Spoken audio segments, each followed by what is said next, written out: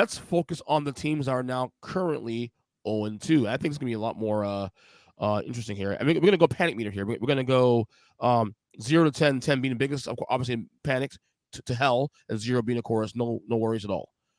So we have 9 teams here who are currently 0-2. Let's spin that wheel and see what gets stars.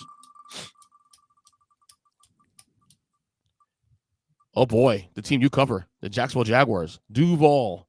Mm-hmm. Break it down, brother. 8. 8? 10. 8. Okay. There is a non-zero chance that this team could go 0-5, Ernest Christian. Mm-hmm. Monday night against Buffalo. They've had success in the past against Buffalo, but they haven't done it at the former Ralph Wilson Stadium.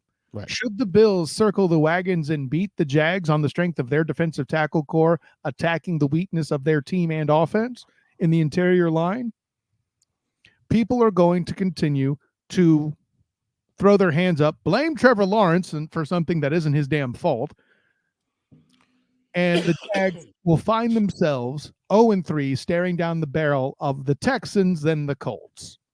Wow. This is a problem. I'm close. I'm not quite 8. I'm close to you. I'm at a 7 on the Jaguars. Is Doug Peterson on the hot seat? If so, I know the fans are clamoring. I don't think he's the problem, honestly. Right. But I know the fans are clamoring. All right. Interesting. All right. Next thing. And by the way, surprise for that, I got the sound gone now. I'll leave this part up, but the applause is gone. It's just so the people know it's spinning is cool. Right. Okay, the Rams 0-2. Let's describe, shall we? 0-2. Puka Nacua hurt, Cooper Kupp hurt, which basically means your entire bleeding offense is hurt. Yeah. You're in an 8. Okay. Your chances, you were overhyped to start with, first of all. The national media forgot that injuries were a thing and decided. Some people even picked you for the motherfucking Super Bowl. What the shit? Mm-hmm. So yeah, no, definitely pretenders. I'll go above you on that one. I'm gonna go 10 because every concern I had come to the year is not played out already 2 weeks in. Okay? So and that's not even including Matthew Stafford. If I may, yeah, that's my thing. You can't say 10 because Stafford is still standing. When he gets hurt, then it's a 10. Or are you going to do one of these? Oh my God, it's a 12 now. When the limit, maybe, because that's a 1-A thing to do. Because once Stafford gets hurt, he retires, and then this team is completely fucked for the next couple of years. Yeah. So, anyway, it's all convoluted with everything. Nonetheless, they in big trouble. Without question, man. All right, next team here is you spin the wheel. Which 0-2 team gets focus? Ooh, the Panthers. Bryce Young benched by the Panthers. 0-2. No surprise at 0-2. It's just the way they look. It's 0 because everybody already knows they suck. There's no panic here. Oh no, we suck again. That's the extent of the panic. There's no panic. Yeah. I know I'm hitting you with a technicality here, but sky is blue. War is wet. Panthers suck. Duh. Next question. Over in the Big 12. I'm not panicked because it's same with you. I'm not panicked because this is the expectation of them. You know what I'm saying? I guess the only thing really is the big story in Bryce Young.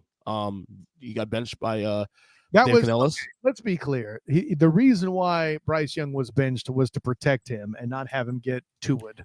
That's what I thought too. Also, I thought it was more so the protecting the investment for the time being. You know, I think you're right. Yeah. But here's the problem, though.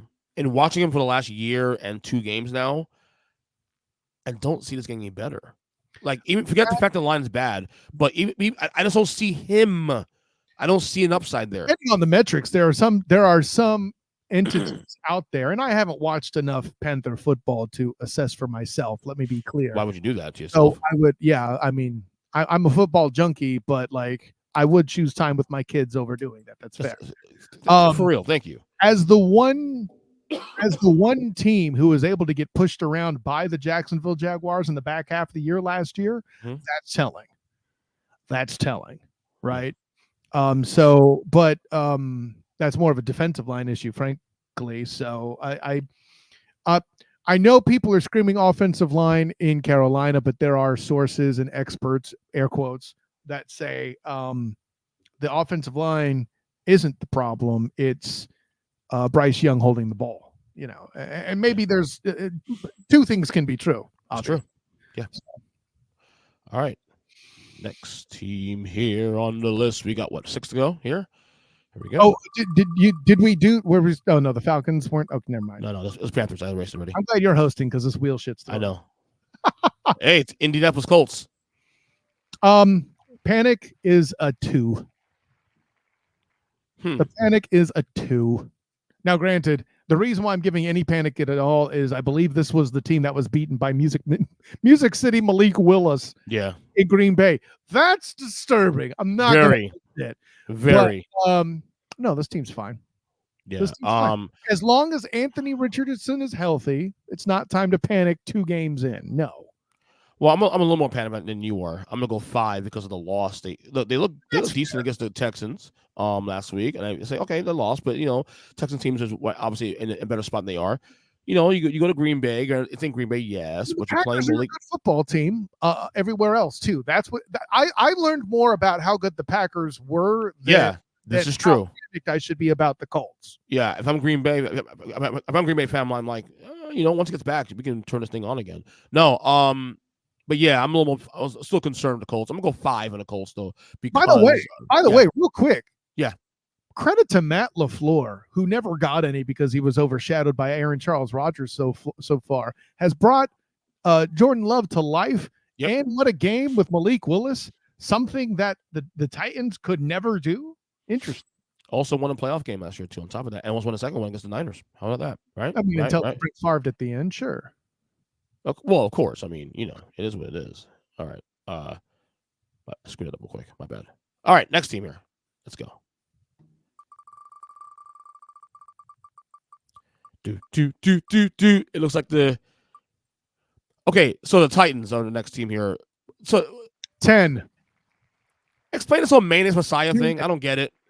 With Will Levis, I don't get it. You don't get the source of the nickname. I do not. One was a racial thing. First of all, this is proof that you're should not be in football and analyzing it. Okay. And thanks. Also, you're getting surpassed by me in basketball soon. So that is complete bullshit. Your panic meter you can talk your shit all you want. That is complete bullshit. You big man. I'm big man. You big man. No, seriously though. You never heard about the mayonnaise and the coffee thing from him? No. Yeah, allegedly he likes mayonnaise in his coffee. Ew. Thus the mayonnaise Messiah. Also, he eats banana. It's not, but to him it is. By the way, he also eats bananas with the peel still on. Okay, next team. Anyways, I mean, it's a 20 now. Many times, and I don't mean to throw my dude under the bus, but as many times as my guy, the general himself, Mike Patton, said, they're about to be all right, man. I got a text from him yesterday. Yeah, you're right about Levis, man. So, shouts to Mike Patton, the general, as the actual penman of the mayonnaise Messiah moniker. Though I got to give you said 10, right? I did. Yeah, I'll give him a 7. But I mean, they're not compatible for these losses though. But 10! They're beating themselves though, like badly though. It's like that's why it's a panic. Yeah, they could be easily 2-0 right now. You know that, right? Easily 2-0. And the one reason they're not is Will Levis doing his best Jameis Winston impression. Man, lay off the fucking mayonnaise, some coffee, and fucking actually be a normal human being for once. Jesus, what's going on with you, buddy? All right, next team here. We got 4 to go. All right, looks like we're gonna have some fun with this one. Mikey B's Bengals 0-2. 5. Mm-hmm. 5. Because by the way, who's not used to a slow start from the Bengals? What are we doing here? No, I'll grant you. And by the way, on a dime, this could go to 10. Yeah. Because Joey B's status as the NFL's Kevin Durant is on the line here. Mm-hmm. Okay. And I'm referring, of course, to his injury proneness. Mm-hmm.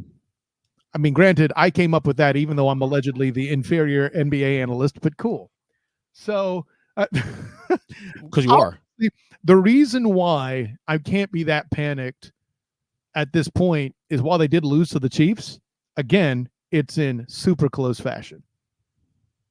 The Yeah. Patriots thing is concerning, sure, but how much of that was due to the pieces of personnel they were missing and self-inflicted wounds that had nothing to do with Joey per se? Yeah. So that's where I'm at. I'm not as panicked as you are, but I'm also oddly panicked as you are. I'm gonna go 4, Okay. but I will say the vibes around this team right now. I'm a little concerned about the Jamar Chase situation with the See, contract. There's some negotiating, we're grading based on potential, right? right? But it doesn't feel like the same 0-2 starts the last couple of years. We're like, yeah, they'll be all right. It's still good vibes. Now it's like the Jamar Chase contract situation. You already heard coming to the year that there's a lot of things They that had it last year, though. They had that this is going to be the last time we're going to get this team again together vibes last they year. punted on the into one more year, but the I vibes have you no see is like idea how they pulled that off, by the way. At some right, point, exactly. I need to have a Bengals analyst or get Byrne to do it himself to study the damn salary structure of the freaking Bengals and how the shit I'll they fix it. pulled that off. I'll tell you right now. Well, I don't know how they pulled it off, but I'll tell you what now. They're not going to pay all these guys because Mike Brown's cheap. They can't do it next year. They just can't. Right. Like the physics aren't there. So No, hey, right. No, but I'm a little concerned in terms of the vibes. Like, will they turn it around? I have no worries that they'll turn it around. Whether that gets a wild card or win the division altogether, I think they'll still be in the playoffs, the whole 9. They got that team, but it's everything else around it that has you worried about this team. yeah, I get it. So I'm gonna go 4 though on that one. All right, 3 teams to go here as we complete our panic meter of shame on the Earnestly podcast. Shame now. Let's go with the Bo Nix led Denver Broncos. I mean, there weren't many expectations anyway, so it's hard for me to call them that panicked. Although Bo Nix has my favorite breakdown of an interception of all time. Hey, Bo, can you walk us through the interception? Yeah. I drop back and then I throw it to the other team. Mwah! When did he do that? He did that post game. Oh, this past week? Yes. Oh, dude, I gotta find that. Oh, it's hilarious, buddy. I'll find YouTube if I get out here.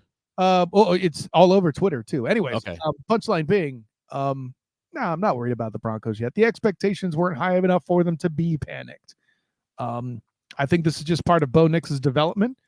The real year to watch for Bo Nix is next year, in my opinion. Yeah. 2.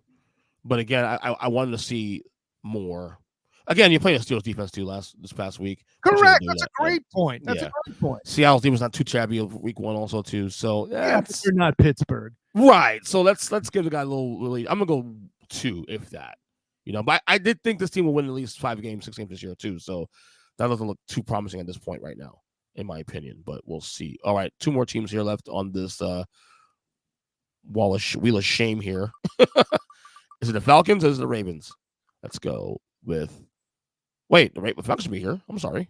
There's one more team left here. The Falcons are 1-1 now. My bad. It's the Ravens. Go ahead. You just assumed that the Eagles. Yeah, I did last time we went up. And by the way, I can make the argument the Eagles should be more panicked than the Falcons right now. On your expectation, but no, it's not time for the Ravens to panic. What are we doing here? Now, I will grant you a loss to the Raiders. Not ideal. No. They have, what was it? Their offensive line coach passed away. They have a brand new D coordinator. Some growing pains are to be expected, right? But again, they're just a wrist flick and a toenail away from beating the Chiefs, right? Mm-hmm. And the wrist flick, in case anyone's wondering, is the halftime bat down by a Chiefs defender that no one's talking about, and goddamn well should be, because A, it was a great play, and B, it does assure that the Raiders would have won the football game, not just needed a 2-point conversion. But nobody wants to talk about that because it involves fucking facts and not bullshit narrative. You love narratives, though. What are you talking about? I'm joking. This clickbaiting motherfucker. No, I'm gonna go 1 because I think they'll turn around. And Kyle, you may agree with me on this one. I think there's some value in them being a little under the radar now. Instead of being the favorites, because every time they've been the favorites in the conference, the number one seed, they get a little bit of hype and I expectations, don't know and they about get. every time, I but feel like, well, I mean, his rookie year, of course, and then last year number one seed also too. And granted, they did win a playoff game last year, and then but I feel like there could be some value in them being a little bit taken for granted, like a little bit under the radar a little bit this year. sure, I think every team benefits from that. And only that, I had him as a 3 or 4 seed this year anyway too. So They are my Super Bowl winners. So they are too. But I have them going to Arrowhead to go to the Super Bowl, as I said in my predictions before the year started. So technically, it's playing out in the way I thought. I said that night when we did it that the outcome of that first game is what decided who I had where. So it's already out the fucking window. Oh shit! Right there you go. So I'm gonna go 1, maybe even 2 if tops. Like obviously, want to win games and some close games.